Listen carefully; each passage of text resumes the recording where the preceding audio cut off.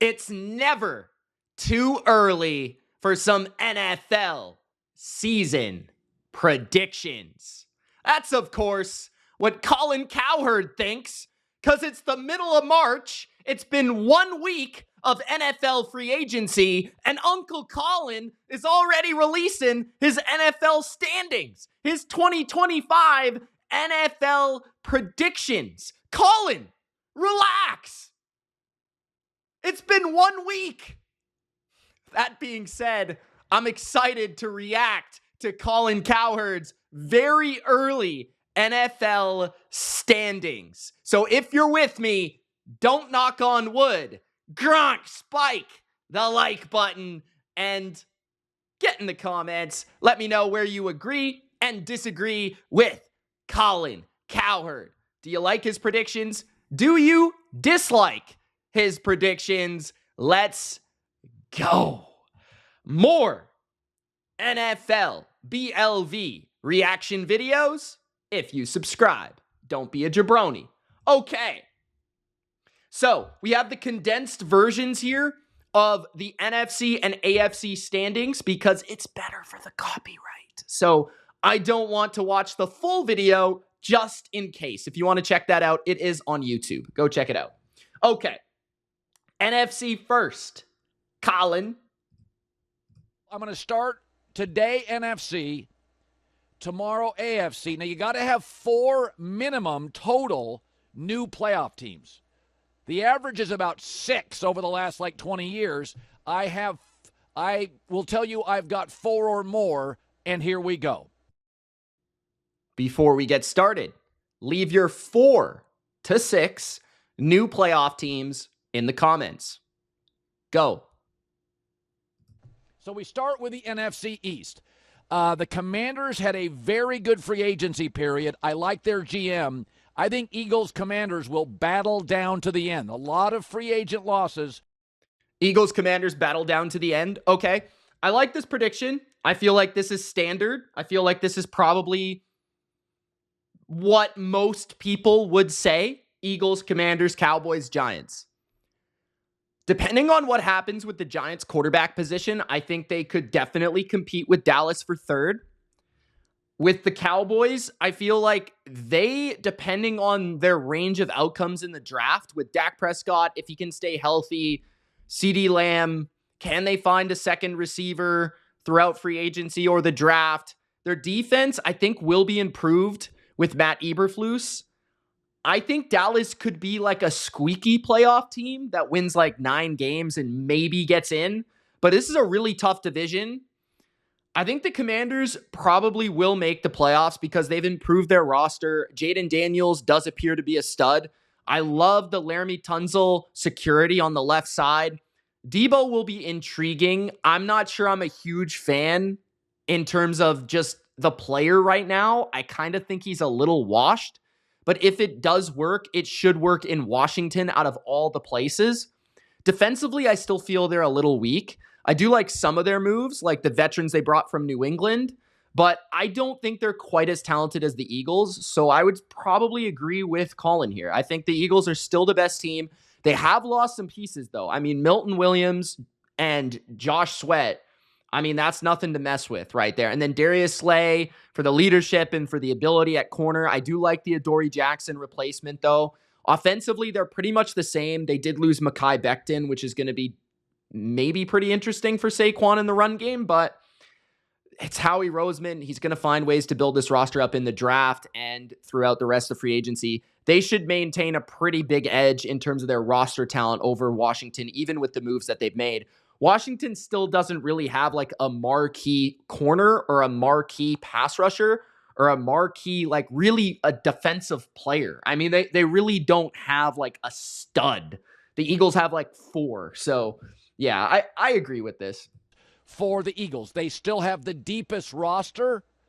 I'll pick them over the Commanders, but I think the Commanders, Laramie Tunsil, Debo Samuel is a win-now acquisition. They kept guys like Zach Ertz. So I think that's a very close competition. I'll take the better roster to win. Dallas third, not One thing I will say is, how does Kellen Moore leaving hurt the Eagles? That's kind of a compelling question because he sort of did fix them last year. I mean, as much as Saquon helped, I mean, I feel like they were so bad. Remember, guys, they couldn't block a blitz 2 years ago. Kellen Moore made them a professional offense at the very least. Despite all the talent they had, they couldn't figure it out in 2023. Active in free agency, still going to pay Micah, up against the cap. Dak Prescott off a second lower body injury. Giants, it doesn't really matter if Aaron goes there, Russell Wilson goes there. I think there's going to be so much pressure on the organization to win now. I kind of think it does matter. If Aaron Rodgers is there, I think the Giants have an argument that they're better than the Cowboys. I think if you compare roster to roster, like you just said, Dak Prescott coming off another injury, is Dak going to be the same player? I mean, at a certain point, he might fall off a little bit. I know he's not super old, but he's not a fresh pup either. And I would say, I would agree with you if it's Russ, but with Rodgers and Dayball and Malik Neighbors, and the defense, they improved in the secondary, Holland, Adebo. They've got a great pass rush. They might have a better defense than Dallas. I mean, maybe that's just the difference in opinion on Aaron Rodgers, but yeah. Now, I'll pick the Giants for fourth. NFC North. This is the toughest division for me in football. The Lions have the... Wow. Okay. I disagree. You guys let me know what you think of the NFC North because it is a very, very interesting division. I could see a lot of people having a lot of different opinions here.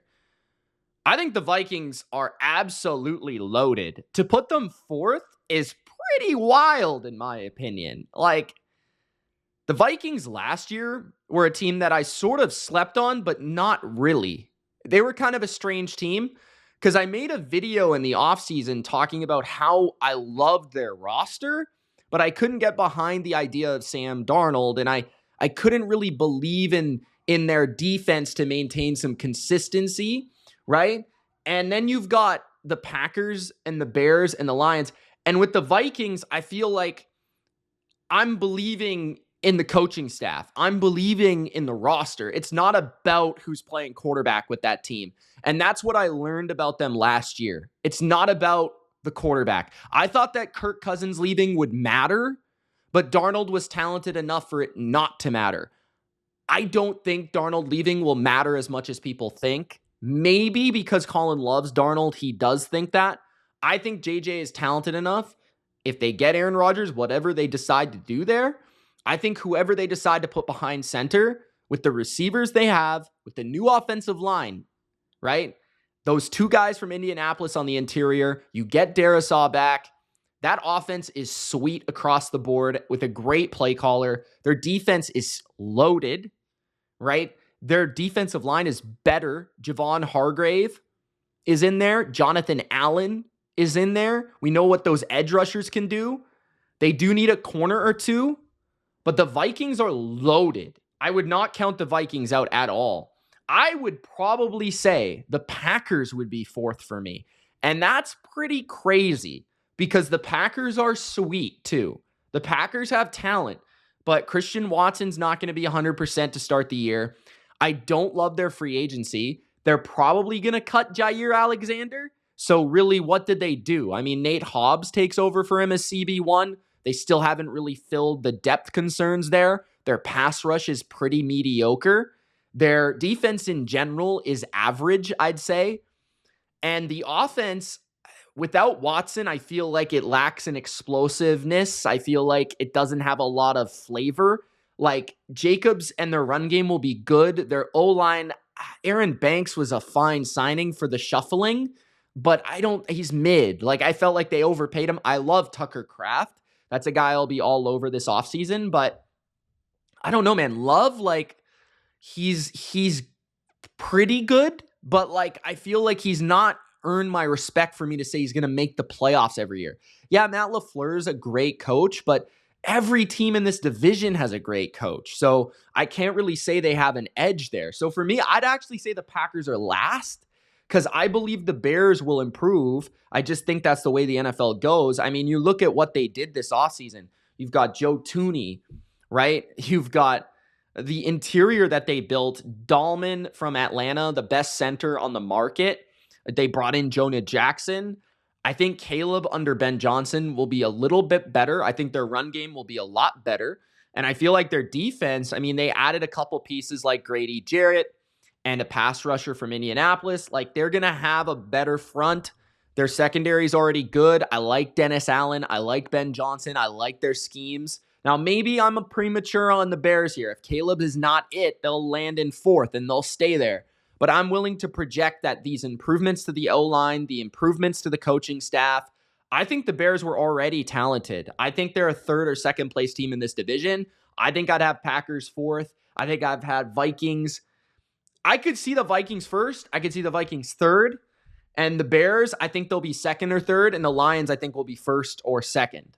I think the Lions are the safest pick, but I don't know if they'll finish first, to be honest, just because I think the Lions, and he only has two of the teams making the playoffs, which is interesting, because the Lions lost their entire coaching staff. So I'm very concerned about that. Like, literally their entire coaching staff outside of Dan Campbell is pretty much gone. So I'm concerned about that. I didn't love that they didn't bring back Kevin Zeitler. I do feel like their defense, when healthy, is pretty good, though, and it definitely fell off late last year because of all the injuries. So they're definitely a playoff team for me. It's just like, will they repeat as champs of this division? I'm not sure. It's so competitive. But yeah, I don't really see this the same way. You guys let me know. The NFC North is really worth a lot of discussion. The best roster, I'll pick them 1. The Vikings have the worst roster, I'll pick them 4. Whoa, Vikings with the worst roster to me is outrageous. Like, I think their roster is better than the Lions, and you just called them the best roster.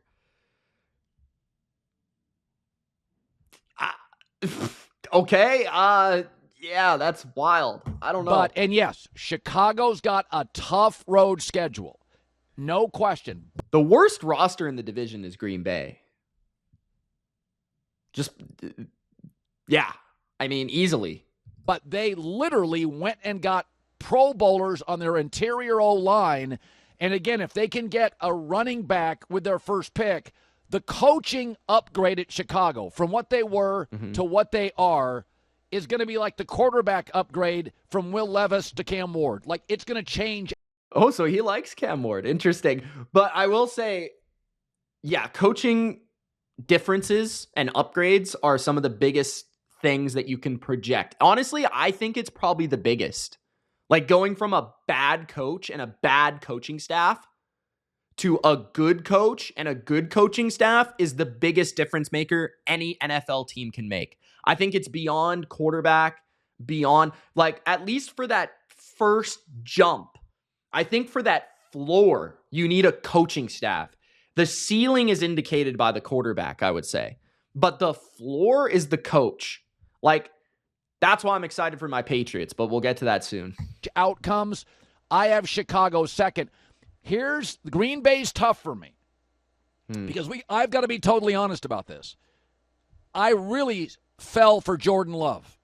But last year against playoff teams, dude completed 60% of his throws with a passer rating at 81 and was 2-6 in the building. Yeah, that's true. They weren't good against good teams last year. And that is quarterback to a certain degree. But to me, it just feels like the Packers, they've got enough offensively and enough defensively to beat the mediocre to the pretty good teams, right? But when they play those really talented teams with better quarterbacks, they just don't have enough. Like, am I crazy to say that? Like, they just don't have enough difference makers on defense. They don't have enough difference makers on offense. Their O-line's good, but it's not phenomenal, right? They're like, LaFleur's good, but like, you can't just do it alone with schematics. You need an alpha wide receiver, you know? At the end of the year, I watched the way they coached him. I think they lost some confidence in him. So I think Bears-Packers is down to the final week of the year to figure out who gets into the playoffs. That's mad disrespectful to the Vikings. I don't think I'll cut Colin a break. He's a little old. He's probably been drinking. He probably hasn't been paying attention to free agency, bro. Pull up the depth chart. NFC South, I believe in Michael Penix. What? Hold the phone. He's got the Atlanta Falcons first. Okay, I was not. Guys, you can truly tell this is the first time I've watched this. I don't even know what to say. I think the Atlanta Falcons suck. Like, I'm not even going to lie. Okay, so Penix, I don't mind. I can see it to a certain degree. I wasn't like wowed by his play at the end of the year, right? First of all, Tampa like is getting disrespected every year. Like Tampa is the same team as last year, except they got a pass rusher now. Like, and Godwin's back. Liam Cohen might be gone, but Baker's the best quarterback in the division, not Michael friggin' Penix. The O-line in Tampa is probably the best, or it's debatable. It's right there with Atlanta and Carolina, but Falcons lost a center, a pretty darn good one. The receiving core in Tampa is the best. The run game in Tampa is pretty darn good. The defense in Tampa, I really like what they did with Hassan Reddick. I think Reddick with Diaby, with Vita Vea, with Kalijah Kancey, that's a much better pass rush. Winfield healthier this year. McCollum and Dean. I don't love Todd Bowles. And I do feel at a certain point this team will fall to us. Like, it has to happen. They've won this division like a few years in a row. And it's just, it doesn't happen that way all the time. But this division just has not been very talented. And Atlanta, they have the worst coach in the damn league, arguably. I mean, Raheem Morris sucks. And Zach Robinson, I mean, not much better. I love Bijan. Kyle Pitts is a jabroni. Drake London's good, very good. Darnell Mooney's good, right? Their defense still sucks. I mean, what did they do? Add Leonard Floyd? Like, come on, you know? Like, what did they do on defense for me to really... They still don't really have a pass rush. They let go of Grady Jarrett. How is this team first over Tampa? How is this team... I'd rather have Carolina, bro. I like Carolina more than the Falcons. Bryce showed me more than Mr. Penix. I know Penix has got like 8 inches on him, but come on. I don't like him not. Saints last is probably accurate. But I think the Falcons are closer to last than first. I mean, it's Raheem Morris. Guys, I broke down Raheem Morris. He's a jabroni. Having Grady Jarrett, but I don't like him losing Drew Dalman, the center.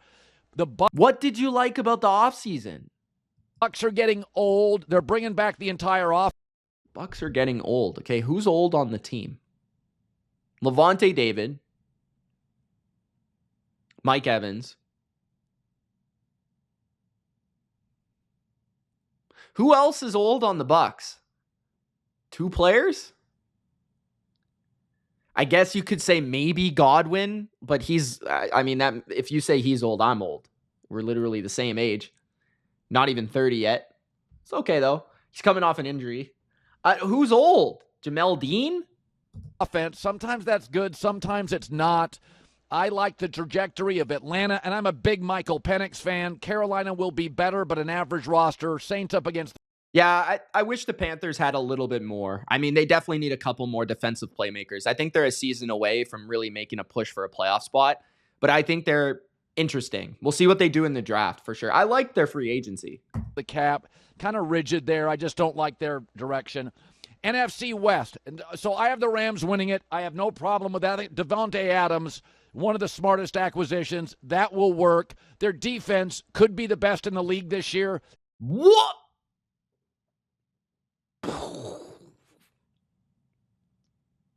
The Rams with the best defense in the league? Colin, can you name one of their linebackers? I hear the Jeopardy song in my mind right now. Can anyone out there name one Ram linebacker? Without looking at the depth chart. Okay, yes, they've got a good pass rush. I like Poona Ford. Helps them against the run. Their secondary is slow. Their corners are not that good. Their secondary is mid. Their safeties are mid. Their linebackers are nameless.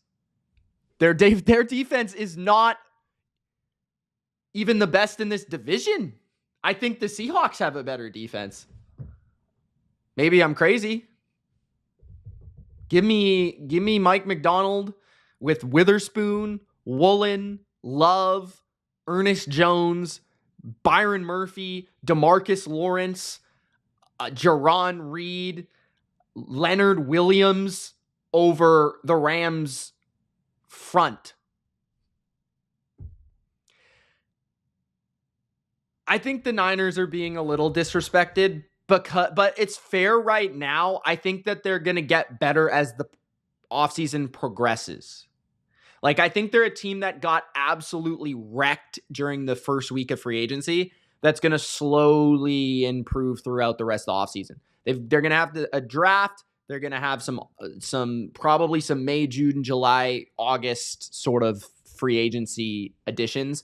And the big thing to watch with the Niners, health is first, because when they were healthy on offense last year, they were a top 3 offense in the league. And I would argue they still have the best offense in this division. They're right there alongside the Rams. The Rams have the better quarterback. If you look at the weapons, I mean, the Niners still got it, right? Like, if McCaffrey's healthy, that's a game changer. The one thing to watch with the Niners is Robert Saleh, because he's a legitimate, good, difference-making defensive coordinator. The Niners' defensive coordinators have not been good the last 2 years. So I know they've lost some talent, and some of those guys have barely played for them, and people are overreacting. But that coach could make a huge difference and help Kyle on the other side. Cardinals, I agree, should be 4th place. Kyler's inconsistent. The roster still is not great, but I love Josh Sweat and Dalvin Tomlinson for their defense. And even Baron Browning coming back, that's pretty big. But I just don't think they've done enough to really jump these other teams. I think they have the weakest coaching staff as well. I think Seattle is probably 3rd for me. I don't love their offensive line, and Darnold with a bad offensive line, I'm just not a fan of. If they can get a corner in the draft somewhere, great coaching. Okay, Seahawks, Niners, I would love to watch the draft. Niners have 12 picks. That's fair. Seattle's got to upgrade on the offensive line. But if you look at Seattle's schedule, woo-wee, NFC South, AFC South. Niners have the easiest schedule in the league, though. So that's not a very good argument. That Seahawks schedule is screaming 10-11 wins. Maybe we'll get 3 teams from this division based on the strength of schedule. Potentially, it's possible. Meanwhile, 12 draft picks with a very complicated offensive system means I think they could be kind of trying to figure out what the heck they are till Thanksgiving. That's not a good argument because the Niners' offense is completely the same. I mean, Ayuk is back. Pearsall has had a year. Kittle has been in the offense for 10 years. Juwan Jennings is a stud. Christian McCaffrey is back. Trent Williams is there. I mean, really, who are you plugging in? Maybe a center or a guard? Like, from a rookie perspective, everyone else is a veteran. What you should be worried about is the defense, but the defense is one of the easiest defenses to learn, right? So that's the poor argument. It's just a poor argument. Like, you could say that about Seattle's defense last year, but the Niners' offense, I mean, Purdy's the quarterback. Even if it's Mac Jones, I think he'd be fine. Like, I don't know. That's a bad argument. That is a lot of new players on the roster, and they lost really good players. And I think most of them will be defensive and offensive linemen. Players. Seahawks, Niners, like Bears, Packers, I think play down to the final weekend to see who gets into the playoffs. That's fair. I think the Seahawks come down to one thing. It's, can they protect Sam Darnold? If they can't, they're not going to do anything. If they can, they'll be a good team. Like, legitimately a good team. Arizona, no massive upgrades, are what they are. So, my division winners, Eagles, Lions. Okay, Eagles, Lions, Falcons, Rams. Having the Falcons, bro, he has the Falcons as the 3rd place, the Rams as the 4th? Oh my God, this guy's gone, bro. This guy's gone. Raheem Morris is above Sean McVay. All right. The Commanders, the Bears, and the Seahawks. I don't hate it. I don't hate it. I'd probably disagree. I haven't done predictions yet because it's the second week of March, but yeah, I mean, it's interesting. Let's get to the AFC, guys. We still got a whole nother side of this video to go.